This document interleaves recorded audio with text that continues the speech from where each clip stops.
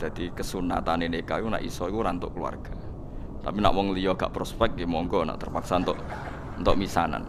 Nak terpaksa. Ya terpaksa itu misalnya kayak zaman Nabi itu memang nggak ada pilihan Sayyidah Fatimah itu harus nikah sama Sayyidina Ali. Tapi itu ramisanan pas, misanan ponaan. Kadang ada orang yang bantah, lah Fatimah kok untuk Ali. Sayyidah Fatimah itu binti Muhammad binti Rasulullah bin Abdullah bin Abdul Muthalib. Berarti Fatimah dia abah Rasulullah, dia abah Abdullah, dia abah Abdul Muthalib. Ali itu Ali bin Abu Thalib bin Abdul Muthalib. Jadi Fatimah itu tidak misanan, ponaan misanan. Sayyidina Ali misanan itu dengan Rasulullah bukan dengan Fatimah, paham ya? Lho nggih to, Ali bin Abi Thalib. Muhammad bin Abdullah. Sayyid Abdullah itu kakaknya Abu Thalib. Berarti yang misanan Sayyidina Ali dengan Nabi apa Sayyidina Ali dengan Fatimah? Dengan Nabi, paham ya? Berarti dapat Fatimah itu untuk ponaan apa? Misan. Kadang wong salah kaprah nyongkone Fatimah iku mboten. Nek nek iso niku rabi iku untuk wong ado. Nek iso nak payu maksudnya iki kan bakas. Ya nek ra payu wis piye meneh wis. Setahu saya keluarga fanatik rabi keluarga itu kalau pondok besar ya sido kiri. Tapi itu saja untuk minduan. Ya untuk minduan ming telu, yang misanan cer ya jarang, hampir gak ada. Padahal fanatik dapat keluarga, tapi ya ming telu, ming papat gitu. Ya karena percaya orang luar itu kan ya tidak meyakinkan juga kan. Soalnya terus untuk wong ra jelas ya kan ya repot juga. Disebut apa faja'alahu nasabau wasiro. Jadi eling-eling ya. Nasab itu. Nah terus kalau orang zina itu nasab itu hilang, walinya hakim. Jadi banyak pertanyaan di masyarakat, misalnya ada orang hamil di luar nikah, hamil di luar nikah, itu terus dengan kesadaran dua sejoli ini terus diminta dinikahkan kiai. Anak produk gelap ini tidak bisa dinasabkan ke bapaknya, karena agama itu hanya ngakui nasab kalau akadnya sahih, kalau akadnya sahih. Sehingga ini nanti kalau lahir anak perempuan, walinya itu tetap tidak bapaknya, paham ya? Meskipun jelas-jelas bapaknya yang bersetubuh, walinya itu hakim. Karena agama hanya ngakui nasab yang dari bapak lewat akad sahih. Makanya sering kejadian di masyarakat itu, wis hamil lagi kawin. Itu kalau mesti pesen, sampean tobatnya diterima Allah karena sudah kawin. Itu harus didukung, harus didukung. Bagaimanapun dengan menikah kan menghilangkan zina kan, kalau dia tetap berhubungan, kalau tidak nikah kan malah zina. Ya ono kiai sing wong wis ora bener kok dinikahno, itu salah besar. Harus malah cepet dinikahkan supaya hubungannya halal. Tapi nanti anaknya ini nanti enggak boleh jadi diwaleni napa? Bapak. Saya itu pernah menikahkan orang yang kasusnya seperti itu. Ya saya bilang di naibnya, ya sudah istilahnya walinya bapaknya tapi walinya tetap naib, itu tidak bisa. Karena nasab yang diakui syariat itu yang biabdin apa? Sahih, yang lewat akad apa? Sahih. Jadi nanti kalau seperti itu misalnya anaknya putri, paham ya? Oleh ngundang bapak, macam bapaknya secara genetik, secara gen, tapi secara syar'an nanti kalau nikah walinya apa? Hakim. Nah, makanya itu kudu ngerti. Nah, lagi-lagi adopsi anak itu mengacaukan itu semua. Makanya agama itu membatalkan. Jadi kasih sayang boleh, kayak apa boleh lah. Seperti Rasulullah nganti nyisi ubelis itu Usamah, tapi nasabnya tetap Usamah bin Zaid bin Harisah. Harus jelas Usamah bin Zaid bin Harisah. Tidak boleh dibilang Zaid bin Muhammad. Itu disebut apa? Ud'uhum li'abaihim huwa aqsatu indallah. Paham gitu? Terus kula suwun supaya sampean terlatih lah ambek teorinya ulama. Ulama itu tidak hanya ngomong sosial. Saiki wong awam anut omongan sosial, ana melarat pe anak sugih. Saiki ana uripe dipe anak wong sugih, tukokno mobil, tukokno sepeda motor. Selalu yang dibahas itu sistem-sistem sosial. Saiki wis kepenak uripe penak dipe wong sugih. Agama itu tidak mikir itu tok. Agama itu mikir nanti kelanjutannya nasab itu kayak apa. Nanti kalau kawin sama mahramnya. Terus yang ketiga ini yang perlu sampean ketahui. Ini yang paling ngeri. Mungkin ini khusus ulama kelas berat itu didiskusikan. Tapi ini saya utarakan di sini. Ben sampean dadi ulama kelas berat maksudnya ben melok katut. Kalau terjadi adopsi atau tidak jelas, itu ada masalah begini. Misalnya saya punya anak putri, Ruhin punya anak putri, jelas anak saya. Saya ingat betul itu anak saya. Terus karena Ruhin itu orang yang miskin, terus anaknya itu terlantar. Tapi dia tahu betul kalau anaknya itu hidup di biduan ini. Hidup di biduan ini.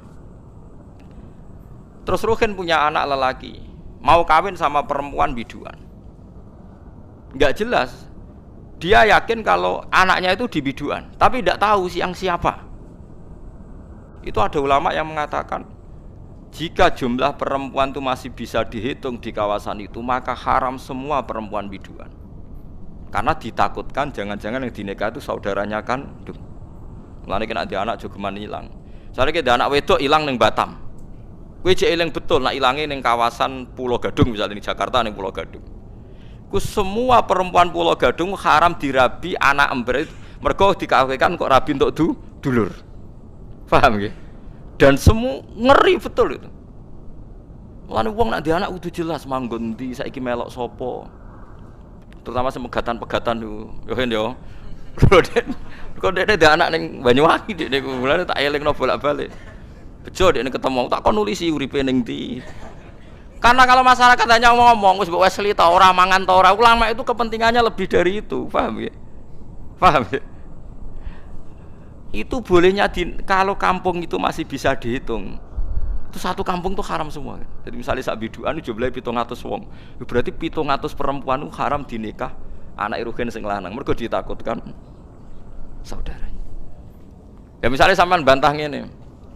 Gus, saiki wis modern. Sing dirabi kan jelas. Misalnya anak Pak Rumanto misalnya, atau sing dirabi kan jelas anak Mustafa. Kudu ana seksi tenan nek iku anak Mustafa. Misalnya padha eleke apa padha apane lah dibuktekno anak miripe iku tenanan. Sampai begitu agama ngatur. Makanya anak ini nomor satu harus jelas rimbanya di mana, alamatnya mana. Ini bukan urusan sosial wedi terlantar. Nanti ada nisain mahsurat dan nisain ghairi apa? Mahsurat. Dan itu punya akibat haram tidaknya menikah kawasan situ. Nah, kecuali orang mahsurat kayak kasus orang-orang Arab yang di Indonesia itu yang kan ada itu peneliti Mekah yang punya keluarga itu dulu kan banyak ketika ada revolusi Wahabi itu banyak ulama Sunni yang diusir, sebagian hidup di Indonesia. Kayak keluarga Syekh Umar bin Jabbar banyak yang hidup di Indonesia. Dia yakin bahwa anaknya di Indonesia karena dia sempat nikah orang Indonesia, punya anak di Indonesia, bawang Banyumas, bawang Kudus. Dekne mamang. Lah berita di Arab pokoknya dekne yakin nak anakku ono sing Indonesia wedok. Terus anak lanang dia mau nikah orang Indonesia. Lah iku oleh asal ukurannya Indonesia, tapi nak disebut kayaknya di kawasan Banyumas, pas itu isunya di Banyumas. Ya satu Banyumas enggak boleh semua. Tapi tidak sampai satu Indonesia gitu. Paham nggih? Masa Indonesia ya repot toh kan. Tapi tentu sekarang itu orang sudah modern ya. Artinya modern itu misalnya sing dirabi kok pesek cilik, gak mungkin sama anak bapak ngene kan ya nanti ya tetap ada lah. Tapi secara umum akibatnya sampai begitu. Jadi saya cerita akibatnya itu sampai begitu. Nah, yang memperkeruh keadaan lagi-lagi tadi anak angkat. Kalau anak angkat gak diketahui itu sama dengan anak hilang kan. Lho nggih to kan terus apalagi di Nyuwun Sewu guys, sekarang dikamuflase pakai masuk C1-nya misalnya, paham ya? Masuk kartu apa? Keluarga, BIN-nya sudah tercatat. BIN bapak yang apa? Baru. Malah. Makanya sampean kalau bilang, ini ada C1-nya Gus bukti kalau anaknya ini. Siapa yang menjamin kalau dia tidak bohong? Gitu nggih. Yang menjamin siapa kalau C1 ini enggak palsu? Pokoknya kan gereleng misalnya Ruhin dia anak wedok, tipe anak angkat wong Jakarta wong Pulau Gadung ini misalnya. Ya yes, pokoknya anak Ruhin sing lanang iku angger pacaran wong Pulau Gadung wae rabi. Ruhin kudu muni ra oleh. Ojo ning kono iku ana dulurem kandung, mbok tipe anak sapa? Bapak ya lali. Lah bapak piye mbek anak kok lali? Lah itulah masalahnya bapak. Wis pokoke sing penting. Nah, makanya paling tidak Ruhin bilang, makanya jangan rabi sana, nanti ada masalah baru. Karena bapak sudah penuh masalah. Nah, itu tetap harus kamu rabi sing pokoknya rawang Pulau Gadung. Maksudnya ngambilnya jangan Jakartanya, yang kawasan itu. Sampai sebegitunya ulama Bakas itu ada di kitab Al-Asbah wan Nadhair itu. Nisa'in mahsurat dan nisa'in ghairi mahsurat. Ada perempuan mahram hidup di satu kampung. Kalau kampung itu bisa diidentifikasi berapa jumlahnya, itu satu kampung menjadi haram semua. Jadi misalnya saya dengar isu di kampung situ ada ponakane jenengan, Gus anak ono kakake jenengan, anake kakake jenengan. Tapi aku ora roh persisian ponakanku sing ndi. Pokoknya kakakku yakin misalnya uripe anake ning kono, itu satu kampung enggak boleh saya nikah karena berarti kan nikah ponakan, nikah napa? Ponakan. Ditakutkan mendapat ponakan. Sampai segitunya. Mulane kula suwun nanti anak wedok sing jelas. Ya kan ya ditulis manggone ning ndi terus aja men diwaseli tok raine ra roh. Mergo kula di pengalaman kula ora kiai.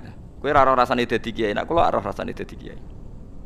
Ning dunia kiai pancen unik. Saya itu punya santri bawean. Nikah karena ndak mapan itu ya macam-macam lah, karena ndak mapan tuh bapaknya kerja di Malaysia, ibunya dititipno kiai ini mondok dadi candalem. Anaknya juga itu. Itu lucu kalau anaknya nelpon bapaknya itu lucu. Pak cepet pulang, saya takut lupa wajahnya bapak. Jadi anak iku rapal raine bapake, tiap teko yo ora gelem dijak, nganti apal nek iku bapake. Lah ngeris 5 tahun bapake teko, roh cadulanan dibaro. Engko nak mboke takok iku anakmu lunduk. Coba kan bahaya juga kalau artinya tiap 5 tahun wong ra ketemu ora roh anake gitu lho. Paham lho maksud? Lah terus bisa hilang tenan kan jorani teh nih. Paham ya? Bahaya.